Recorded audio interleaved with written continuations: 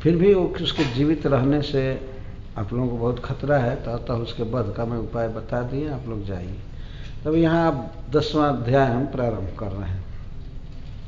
हम लोग यहाँ आ रहे थे तो हरिलीला प्रभु 610 रोड नंबर बताते, तो हम भी 610 पर चल रहे हैं। छठा स्कंध है और अध्याय 10वां है, 610। श्री बादरायणी रुवाच, श्री सुखदेव जी को बादरायणी कहते हैं। भगवान वेदव्यास देव का नाम है बादरायण, और बादरायण के पुत्र को बादरायणी कहते हैं। कहीं कहीं पाठ भेद है, श्री शुक उवाच भी है। तो श्री बादरायणी ने कहा कि इंद्रम एवं समादिश्य भगवान विश्व भावनः पश्यताम अनिमेषाणाम तत्रैवांतर दधे हरि। तो भगवान विश्व भावना, विश्व का पालन करने वाले श्री हरि विष्णु देवताओं इंद्र को एवं समादेश्य, सम आदेश्य, सम्यक आदेश देकर समझा बुझा करके, जाना तो ऐसे मांगना, ऐसे प्रणाम करना, उनको ये करना, वैसे करना, और इस तरह से वृत्रासुर का वध होगा, इसको कहते हैं समादेश। सम का अर्थ सम्यक, आदेश का अर्थ है सुझाव, ऑर्डर।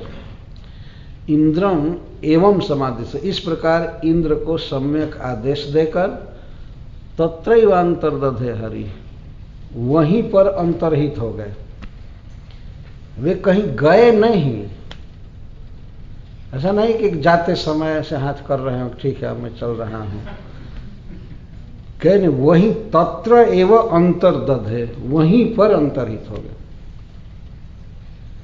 ये भगवान की शक्ति है। देवता तक उनकी कृपा, भगवान की कृपा से ही देवता भगवान का दर्शन कर पाते हैं, और भगवान जब चाहे तो अपने को छिपा लेते हैं। पश्यताम अनिमेषाणाम, देवताओं को अनिमेष कहा जाता है, उनकी आंखों की पलक नहीं गिरती है। देवताओं की विशेषता है, वे धरती पर पैर नहीं रखते हैं और उनकी आंखों की पलक नहीं गिरती है, इसलिए उनको अनिमेष कहते हैं। तो अनिमेष, जिनकी आंखों पर निमेष नहीं है, पलक नहीं है, वे देवता एक टक देखते रहे। एक टक क्या होता है? एक टक है ही। जब पलक गिर जाता है इसको 2 टक कहते हैं। कि देवताओं पर क्या आंख पर पलक है ही नहीं, वो सब देख रहे थे आश्चर्यचकित होकर, भगवान के रूप तेज सबको देख रहे थे। देखते देखते वहीं भगवान अंतरित हो।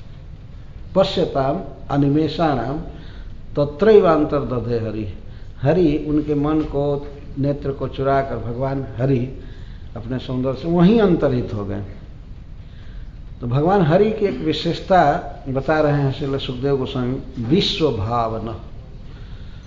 भावना का अर्थ होता है पालक, जन्मदाता। संपूर्ण विश्व के पालक और जन्मदाता भगवान हैं। तो उन्होंने सोचा कि वृत्रासुर का जीवित रहना विश्व के पालन में गड़बड़ी पैदा करेगा।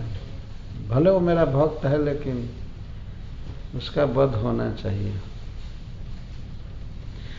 विश्व भावना शब्द का ये अर्थ, कुछ लोग ऐसे जन्म लेते हैं इस संसार में कि उनको मारना जरूरी होता है, उनके जीवित रहने से और लोगों को कष्ट होता है।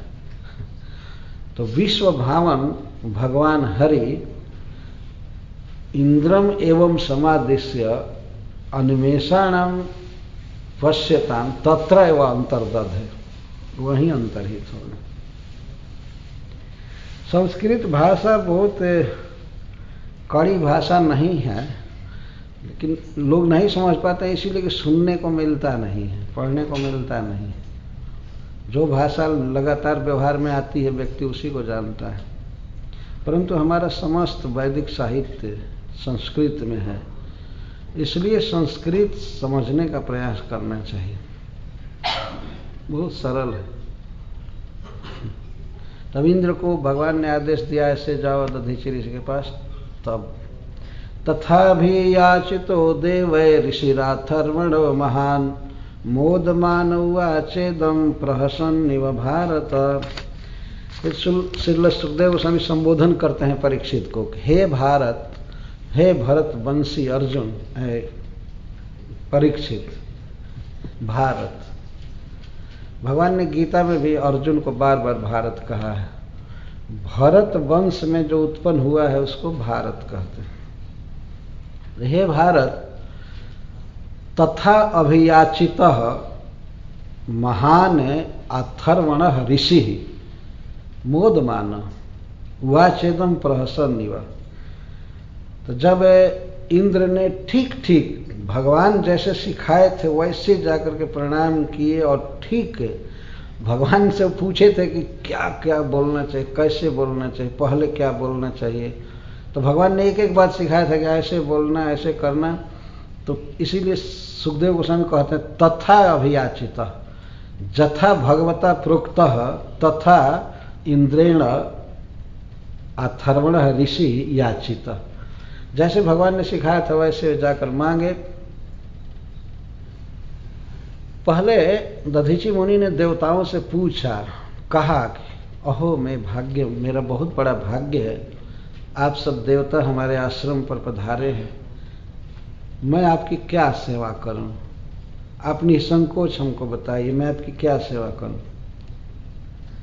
तो इंद्र ने भगवान के सिखाए हुए तरीके से कहा कि हम आपके देह को लेकर इसको काट कर अस्त्र बनाना चाहते हैं। अरे बाप रे बाप, कोई किसी के पास जाए और कहे कि हम आपको काट कर एक हथियार बनाना चाहते हैं, चाहे किचन में कुछ पकाना चाहते हैं, कौन स्वीकार करेगा? देह में कितनी ममता है, कितनी आसक्ति है जीव की, और दधीची से जाकर ऐसे कहा गया।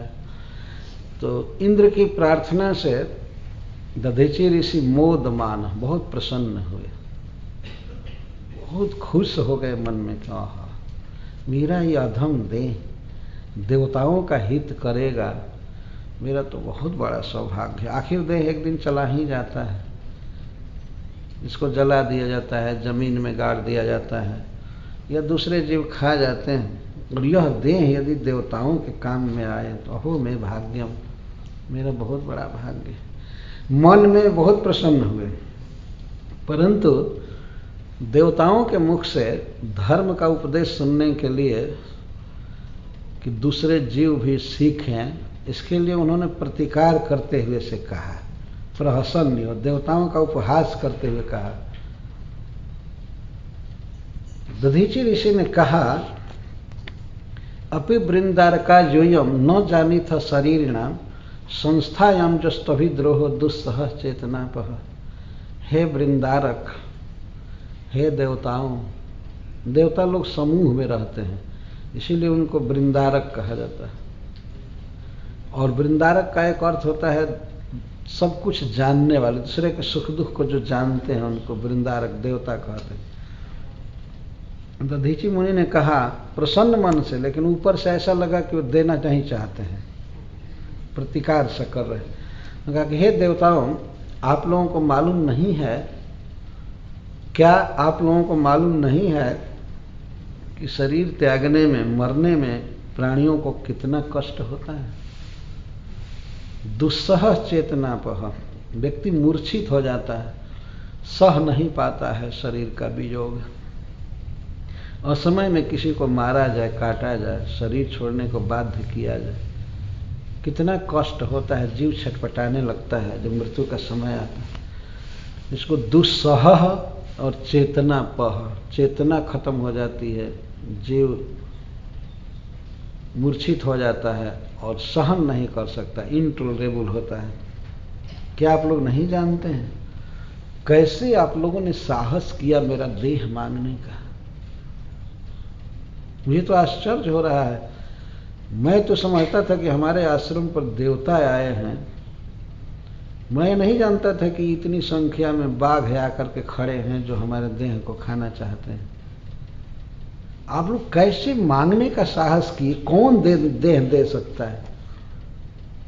देवता तो सब हक्का वक्का हो गए। अरे भगवान जिसकी प्रशंसा कर रहे थे और कहे कि वो मांगने पर दे देंगे। दधीची मुनि कहते हैं जिजी विषूणाम जीवा नाम आत्मा प्रेष्ठ ही है प्सिता क उत्साहित तम दातुम भिक्षमाणाय विष्णु में। प्रत्येक जीव के लिए, प्राणियों के लिए शरीर ही सबसे प्रिय वस्तु है, सबसे प्रिय शरीर है। प्रेष्ठ यह एप्सितः, सबसे अधिक जिस वस्तु की आदमी कामना करता है वो है शरीर की सुरक्षा, और शरीर ही, देह ही सबको सबसे ज़्यादा प्रिय है। किसी भी तरह से व्यक्ति अपने शरीर का पोषण करना चाहता है। तो आप लोग कैसे मांगे, कौन दे सकता है? तो देवताओं ने कहा हम लोग नहीं आ रहे थे आपके पास, लेकिन भगवान विष्णु ने भेजा। यही समझिए कि विष्णु अस्मन मुखे न याचते, भगवान ही मांग रहे हैं आपसे, केवल मुंह हम लोगों का है केवल माउथ हमारा है, बाकी आप यही समझिए कि विष्णु हमारे मुख से मांग रहे हैं। तब दधीचि मुनि कहते हैं हाँ भिक्षमाणाय विष्णवे, मैं मानता हूं कि विष्णु ने ही सबको देह दिया है, शरीर दिया है प्रत्येक जीव को तो भगवान ने दिया है, भोजन दिया है, भोग दिया है, शरीर दिया है। लेकिन ऐसे भगवान डायरेक्ट आकर के, साक्षात आकर के अगर किसी से मांगे कि शरीर दो तो कौन देगा? भगवान को भी नहीं देगा, कौन देगा? भिक्षमाणाय विष्णु, यदि विष्णु भीख मांगे कि अपना देह दे दो तो नहीं देंगे, जबकि वही देह दिए हैं प्राणी को ठीक, आप लोग कहते हैं कि आप यही समझिए कि हमारे मुख से विष्णु मांग रहे हैं, मैं मानता हूं, लेकिन कौन देगा? हम तो ऐसा नहीं कर सकते। भीतर से तो प्रसन्न थे, देना चाहते थे, लेकिन ऊपर से कह रहे थे। इस संसार में और किसी को मान लीजिए कोई नहीं दे सकता है, लेकिन भगवान को तो सर्वस्व देना चाहिए, क्योंकि उन्हीं का दिया हुआ है। तो दिय वस्तु गोविंद तुभ्यमेव समर्पय, सब कुछ वास्तव में कृष्ण का दिया हुआ है। देह, मन, बुद्धि, धन, घर, स्वजन, जो कुछ भी एक जीव के साथ है, ईशावास्यमिदं सर्वम, सब कुछ कृष्ण का दिया हुआ है। इसीलिए कृष्ण की सेवा में इस देह को लगा देना चाहिए, कृष्ण की सेवा में धन खर्च करना चाहिए, कृष्ण की सेवा में स्वजनों को लगाना चाहिए, अपनी पत्नी को, अपने पुत्र को, भाई को, सबको भगवान की सेवा में लगाना चाहिए, क्योंकि उनका दिया हुआ है। पर दधीचि मुनि यह कह रहे हैं कि प्राणी को शरीर इतना प्रिय है कि यदि भगवान भी आकर के मांगे कि ये दे दो देह, तो क उत्साहित तम दत्त, देने की बात तो दूर है, मन में कोई उत्साह भी नहीं कर सकता है देने का, सोच भी नहीं सकता कि इस देह को देंगे। अरे देह क्या कोई देगा? विष्णु के आगे मस्तक झुकाना कठिन होता है, देह क्या देगा कोई? कई बार हम लोग कहते हैं साष्टांग प्रणाम कीजिए, साष्टांग प्रणाम कीजिए, तो शरीर को सुलाना भगवान के सामने कितने लोगों के लिए पहाड़ हो जाता है। और जबकि घर में बेड पर वो सोते हैं कई घंटा, परंतु भगवान के सामने पैर पसार कर, हाथ आगे करके प्रणाम करने में नानी मर जाती है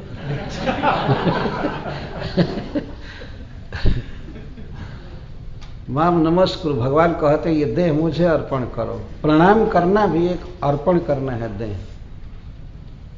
भगवान मानस देह गेह जो किछु मोर अर्पिल तु अपदे नंद किशोर।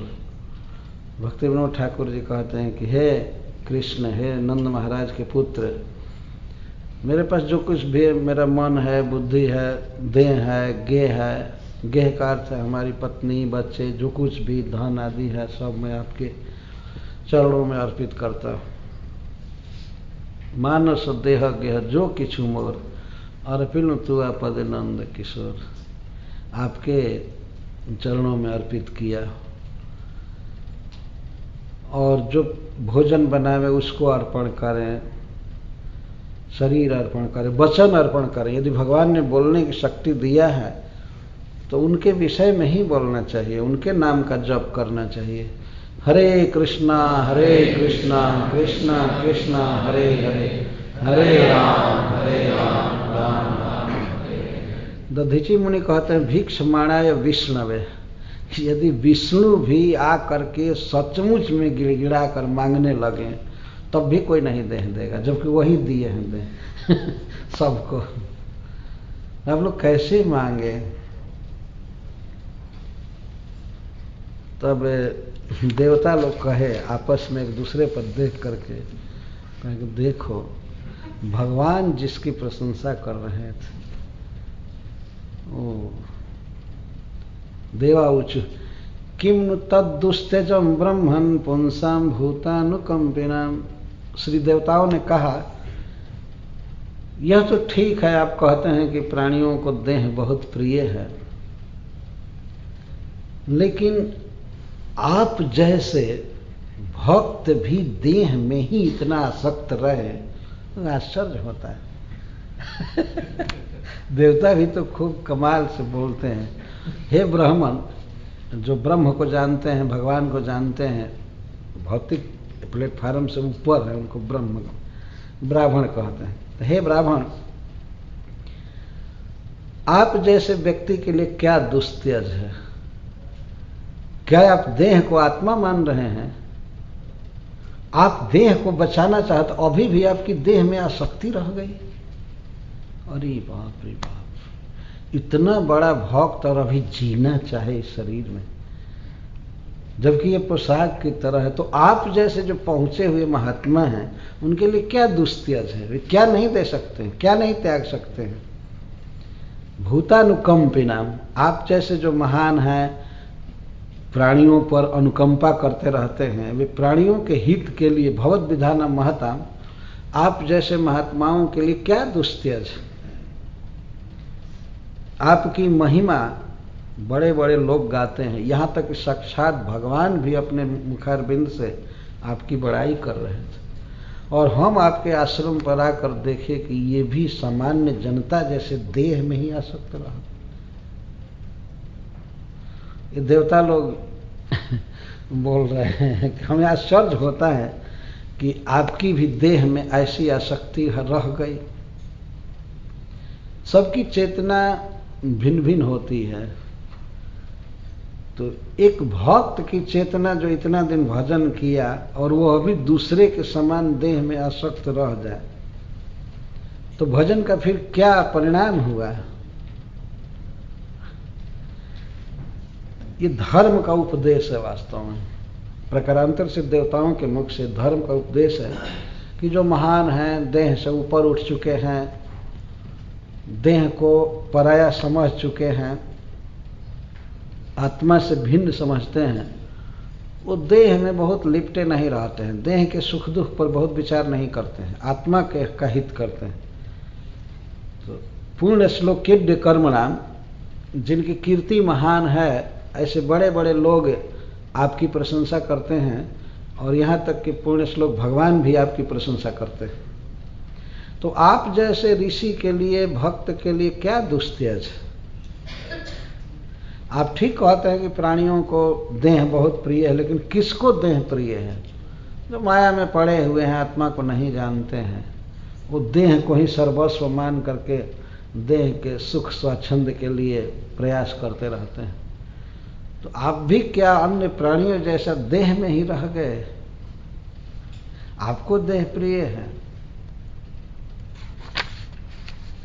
नूनम स्वार्थ परो लोको न वेद पर संकटम, यदि वेद न याचेत नेति न जदीश्वर। हम तो समझते थे कि आप महान व्यक्ति हैं, हम लोगों से ऊपर के हैं, लेकिन जैसे हम हैं वैसे ही आप हैं, कोई अंतर नहीं दिखाई दिया। हम रो रहे हैं जीने के लिए, और आप भी अभी कार्पण्य दिखा रहे हैं जीने के लिए। इतना वृद्ध हो गए हैं, फिर भी जीने से आपका मन नहीं भरा। और अपने तरफ देख करके, और ऋषि दधीची के प्रति देख कर कहते हैं कि नूनम स्वार्थ परो लोक, निश्चित हुआ। नूनम का अर्थ निश्चित ही, सभी व्यक्ति संसार में अपने स्वार्थ के फेरे में पड़े, परमार्थ करने वाला कोई नहीं, दूसरे का हित करने वाला कोई नहीं, सब स्वार्थी। न वेद पर संकटों, स्वार्थी आदमी एक दूसरे का संकट नहीं समझता। देवताओं के कहने का आशय था कि हम नहीं जानते थे आपका संकट, कि आपको देह देने में इतना कष्ट होगा।